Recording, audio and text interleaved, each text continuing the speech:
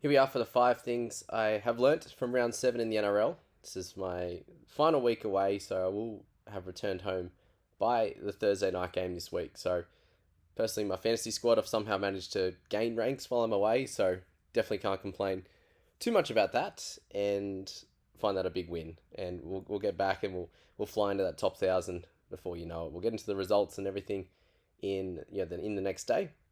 But I'm off on a bit of a trip to Sintra today in Lisbon in Portugal. So if anyone knows anything about that, drop them in the comments. I'll have a quick look while we're out and about. But the Bulldogs, they're by far the way the most consistent and they're playing the best right now. I cannot wait to watch them play against the Storm and a cracking 32-0 victory over the Bunnies, who are in the top 8 themselves and doing really well, getting good wins on the board, and they didn't even give the Bunnies a sniff in this one. Incredible efforts from the Dogs and their whole team. And I've got a little section at the end of this video talking about the best players through the 7 rounds. And I think it's a very much a collective effort. You know, they lost Burton, they lost Kikau, and they're still winning games. Across the board, they're doing an awesome job. And I have pinpointed Max King after that effort on the weekend. He has taken a step up. And all of the rest of the guys have taken a small step up as well. But I think he's leading that pack very well. And we know how important that is, and getting that buy-in from your forward pack to then make it easier for the outside back. So shout out to the Dogs. I'm not actually sure when they play the Storm. I haven't looked that up yet, but I'm very excited for that when it does come along, because they are the 2 clear best sides in NRL at the moment. Number 2, Broncos. They still haven't yet turned the corner. We saw last year, it was just like, wow, they have such a good team, and they continue to struggle even in games where you think they'd win. And probably similar to this, you had the Warriors at their home ground, which is always a tough assignment, going over there and getting the win. And the Warriors are winning and playing well at the moment. But you just expect that the Broncos, with the firepower that they have, Fisher Harris was out, and we've seen how important he's been as a loss to the Panthers. Him being out of this Warriors side, they lost him early last week and they got smacked. So this is great signs to see him not be in this game, not feature, and for them to get the win. So it's a point about Broncos, but we have to shout out the Warriors for how well they played in this one, and we'll talk about their grittiness with the Dragons in a sec. The Broncos have all the firepower, all the weapons in the world, and they cannot get the job done on a week-to-week basis. The consistency is just not there, and until they get that, I can't see them being a top 4 threat or having a chance to win at the back end of the year. They really need to sort that out, because they would have to win. If they're in that bottom 4 of the 8, then they will have to win 4 in a row to get in and win the whole thing. Which at the moment, they're lucky to win every second week and show that consistency. So that's where the Broncos are at. Plenty to work on in attack and in defense. They can be a bit lackadaisical, just throwing cutout balls and doing funky stuff like that. Reece Walsh hasn't been his best, and then he got injured, so we'll see how that changes things with Walsh not at the back, and maybe Selwyn Cobbo back there. Number 3, the Dragons and the Warriors with their grittiness. The 20-18 victories for both of them. And these are the type of games you need to win. Those 2 squads there. Tough losses for Eagles and for the Broncos there. But you do see the Dragons sneaking up into 7th now, and the Warriors into 4th in that top 4. So very, very impressive from both teams. Warriors 4 wins from 6 games, and the Dragons 3 out of 6, but with that bye as well, putting him in a good position.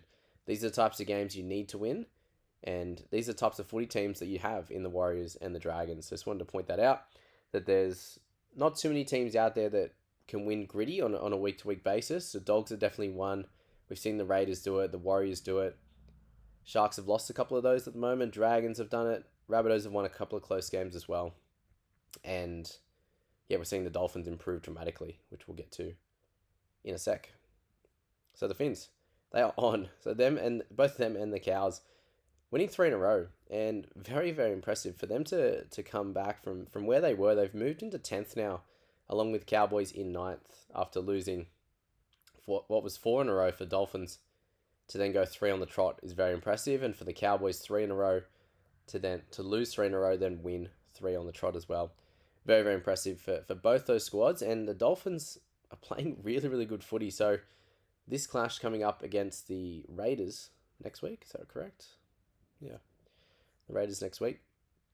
That's gonna be a super fun one, and I don't know which way to tip on that one. It's gonna be very, very tough. So shout out to those two teams. They're playing great defense. They're putting on points, and the reason you can do that is by holding the ball to then be able to spread later in sets. Awesome stuff. Shout out to my round 7 tipping as well. 3 out of 8. This was, I've been saying, it's just been tough to tip. I'd say this is probably poor tipping here. I think I got 2 wrong that I probably shouldn't have. Probably should have tipped the Eels this week with Moses back. He was very, very good.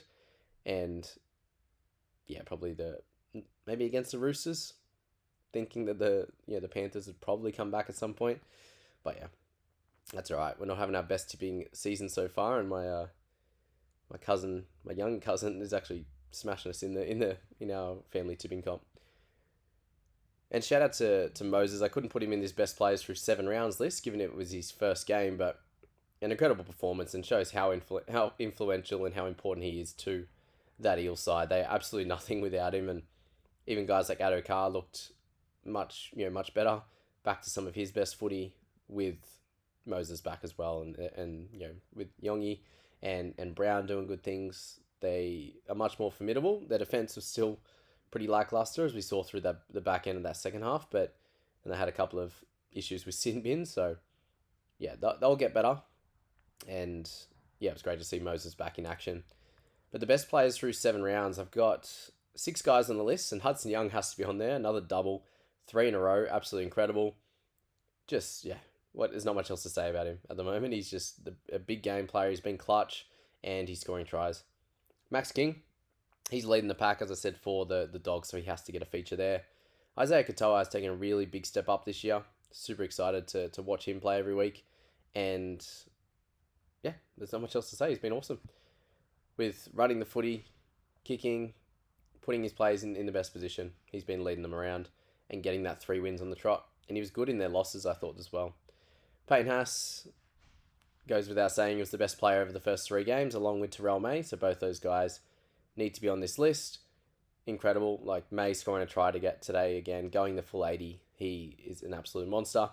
And I think Toby Couchman has really helped this Dragons forward pack. It didn't have a lot last year, and that was a point where they were struggling a little bit. And I think he's brought that youthful exuberance and just gets through work and is offloading the footy now and doing some great work. So we've got 4 middle forwards and an edge player and a halfback. And a lot of the time we're seeing at the moment, it's not off the halfback's back.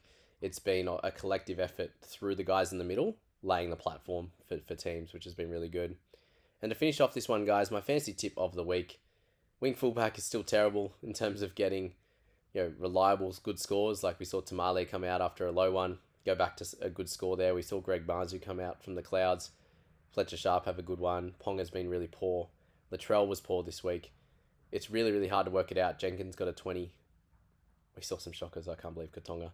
We'll leave that one a bit of time for me to mull that Katonga one over at centre. But so just keep looking at wing fullback. You may need to make 1 or 2 more moves in there, especially with Campbell being out. That's the tough one here, for my side anyway, to try and work that one out. But we do need to start building for round 12 now, given we're coming into round 8. But when we're building to round 12, we're looking for guns that you can have for the entire bye period. It doesn't have to be just round 12. It could be someone that doesn't play round 12, but they're really good for the entire period. That's a good person to start looking at over the next few weeks. You don't have to get them now. Just think about it though. And you can, just make sure you have in mind the origin guys that you might want to sell. And you then might have a target. Once you sell that origin guy that's very expensive, then you might be able to get one of the guns for round 12 or for that bye period in general. So just keep those 2 things in your thoughts. And I think that will help you have a really good origin bye period, because round 12 is going to be fun. Round 13 will be fun when we have like 19, 20 players and we can only fit 13 in. So deciding who goes where and whatever else, that's going to be the interesting part of it. But yeah, just keep your thoughts on around that stuff. Just start looking at it and you'll have a really good season.